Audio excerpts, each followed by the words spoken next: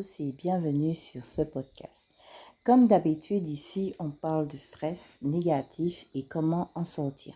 Je suis ravie de partager avec vous mes conseils et astuces pour vous aider à vivre chaque jour au mieux dans votre rôle d'entrepreneuse.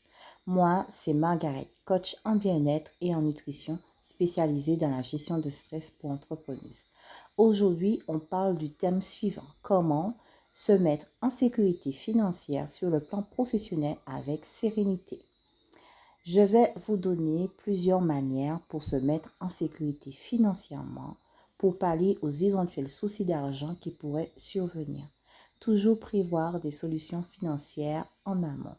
Il est toujours plus facile d'être courageuse avec une distance de sécurité, n'est-ce pas? Bon, si vous êtes déjà dans une situation critique, vous pourrez quand même les mettre en place avec une plus grande vigilance et cohérence. Premièrement, les épargnes. Ayez toujours une épargne pour votre entreprise, pour mettre à part environ 5 à 10% du chiffre d'affaires de côté, pour vous garantir une voie de sortie en cas de grosses difficultés, ou pour tout simplement soutenir vos nouveaux projets sans que vous ayez à vous endetter. Une épargne professionnelle, il faut bien se renseigner sur le type d'épargne sur lequel vous voulez placer votre argent. Regardez le taux d'intérêt, déterminez le montant que vous voulez épargner par mois. Si vous souhaitez un compte bloqué sur un certain nombre d'années en moyenne, il me semble que c'est entre 4 ou 5 ans. Ou si vous préférez une épargne non bloquée, attention de ne pas tout le temps aller piocher dedans. Dès que survient un problème, il y a sûrement un autre moyen pour régler celui-ci que d'utiliser l'épargne. Essayez de voir loin et laissez-le pour une vraie situation difficile qui nécessiterait un apport financier pour aider et favoriser la pérennité de votre entreprise. Ayez également pour vous personnellement une épargne personnelle. Il s'agit de mettre au moins 10% de votre revenu sur ce compte épargne. Déterminez combien de temps vous voulez économiser sur 1 an, 3 ans ou plus. Avoir une épargne personnelle peut vous être utile en cas de CA, donc chiffre d'affaires difficile, et que vous n'avez pas pu prendre un revenu, ou alors pour financer vos vacances en famille ou vous offrir quelque chose qui vous ferait vraiment plaisir. Enfin, l'épargne personnelle doit servir pour quelque chose que vous avez envie de faire, envie de vous offrir ou le garder pour un moment difficile, un CA qui n'a pas été super, mais en tout cas, elle est pour vous. D'accord? Donc, si 10% de votre revenu vous semble trop, vous pouvez épargner le montant que vous voulez. 20 euros, 50 euros, 70 euros, comme vous voulez. Il n'y a pas un montant idéal. Le montant idéal, c'est vous qui déterminez. Si 100 euros c'est trop et que vous pouvez mettre que 20 euros, mettez 20 euros tous les mois et quand ça ira mieux, vous allez augmenter sur votre épargne. Le but ici, c'est de vous constituer une économie et qu'à la fin de l'année, vous puissiez vous rendre compte que vous avez des économies. Ça remonte le moral et ça encourage. Il y a aussi le compte épargne retraite. Je ne suis pas fan, mais je vous en parle.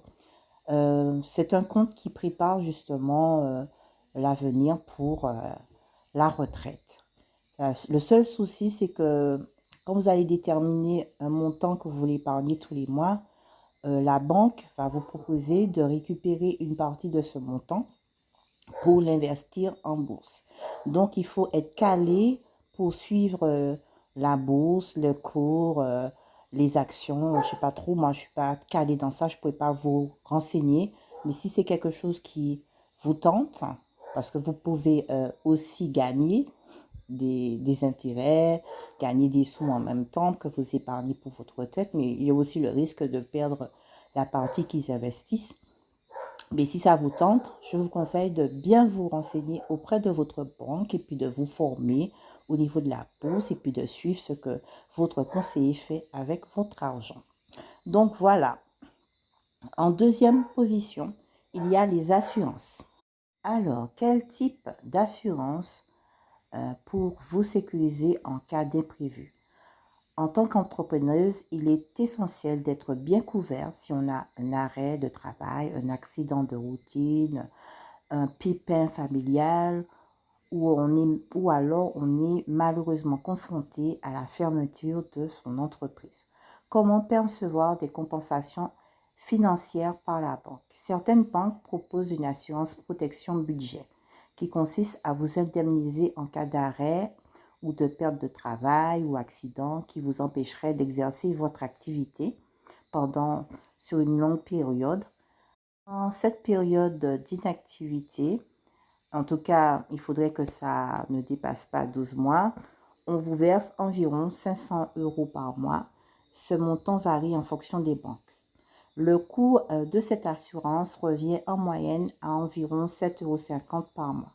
C'est une belle solution en cas d'arrêt de travail. Donc, moi, je vous conseille vraiment de mettre cette assurance protection budget en place pour si jamais vous avez un éventuel pépin, que vous sachiez que vous avez ça là et que vous soyez sereine en disant, bon, je suis chez moi, je prends soin de moi, je me refais, mais en contrepartie, vous recevrez une compensation. Donc, prenez le temps de bien réfléchir. Il y a aussi l'assurance protection juridique qui permet de recevoir des conseils, un accompagnement juridique et même d'avoir un avocat pris en charge par la banque en cas de gros litiges de désaccord avec un client ou encore un créancier. C'est une assurance très intéressante car si vous avez en effet beaucoup de dettes et que vous êtes auto-entrepreneur ou entreprise individuelle ou en EURL, etc., en tout cas, soit un statut juridique qui engage votre personne, elle va permettre de vous donner des solutions adéquates puisque vous serez en relation et accompagné par un cabinet juridique. Vous pourrez alors défendre votre entreprise et trouver des arrangements à l'amiable avec vos créanciers ou encore votre client avant d'arriver à la fermeture ou que ça engendre d'autres conséquences. Le coût revient à peu près de 4,25 € par mois selon les banques. Ça peut varier. Je trouve que c'est un coût minime et peut être mis en place. Même si vous rencontrez des difficultés, il vaut mieux prévoir une solution que ne rien prévoir du tout. Il y a également l'assurance vie qui, en cas de décès ou d'accident, de perte d'autonomie partielle ou totale, qui indemnise votre famille, donc votre conjoint et vos enfants. Pensez toujours à prendre une assurance vie lorsque vous contractez un prêt. Cela permet aussi, en cas de décès, de faire sauter la dette afin que votre conjoint ou vos enfants n'aient pas à supporter celle-ci. Quel que soit le motif du prêt, achat, véhicule, équipement professionnel, trésorerie, pensez aussi à mettre à l'abri votre famille. Nous arrivons au terme de ce podcast. J'espère que cela vous aura aidé à comprendre l'importance de prévoir des solutions pratiques telles que les épargnes et les assurances pour mener son entreprise en toute tranquillité en sachant qu'en cas d'imprévu, vous pourrez compter sur vos économies, sur vos assurances et qu'en cas de difficulté, vous avez des solutions toutes prêtes. Vous pouvez liker et partager ce post avec une amie entrepreneuse qui souhaite sécuriser ses finances en cas de difficulté. Laissez votre avis sur le sujet et posez vos questions dans les commentaires. Retrouvez-moi sur Instagram @business.nostress et la page professionnelle Margaret Canvey sur Facebook. Je vous donne rendez-vous au prochain podcast. Merci d'avoir écouté.